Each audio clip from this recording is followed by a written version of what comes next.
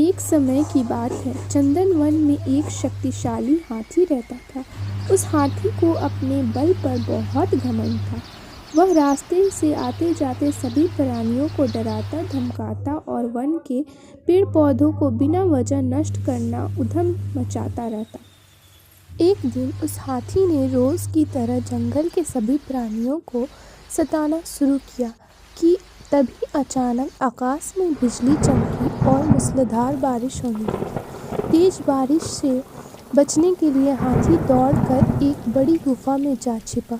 गुफा के अंदर एक छोटी सी चींटी भी थी। इसे देखते ही हाथी हंसने लगा। हा हा हा हा, तुम कितनी छोटी हो, तुम्हें तो मैं ऐसे फूंक मारूंगा तो चांद पर पहुंच जाओगी। मुझे देखो, मैं चाहूँ तो पूरे पर्वत को हिला सकता हूँ। तुम्हारा जीवन तो व्यर्थ है।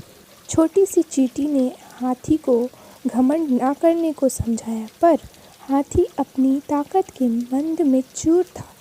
वह लगातार चींटी का मजाक उड़ाता रहा और चींटी को डराने के लिए अपने पैर पटकने लगा। हाथी ऐसा कर ही रहा था कि तभी बाहर से धड़ाम की जोरदार आवाज़ आई।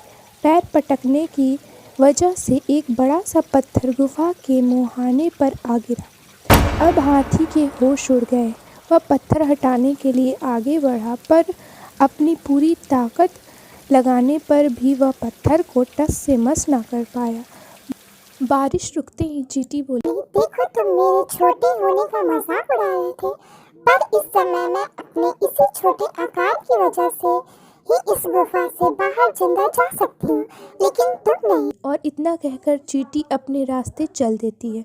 थोड़ी देर बाद चींटी जंगल में जाकर अन्य हाथियों को बुला लाती है और सब मिलकर गुफा के दरवाजे पर आ गिरे पत्थर हटा देते हैं और उस हाथी को गुफा के बाहर निकाल देते हैं। हाथी बाहर निकलते ही चींटी से अपने व्यवहार के लिए माफ़ी मांगता है और उसके प्राण बचाने के लिए धन्यवाद देता है।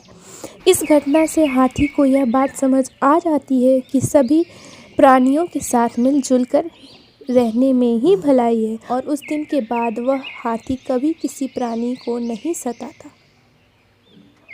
इसलिए आपको दिखे या नहीं दिखे, हर किसी में कुछ न कुछ गुण होता है। इसलिए यदि ईश्वर ने आपको कोई काबिलियत दी है तो कभी भी उस पर घमंड ना करें। हर कोई किसी न किसी रूप में काबिल होता है।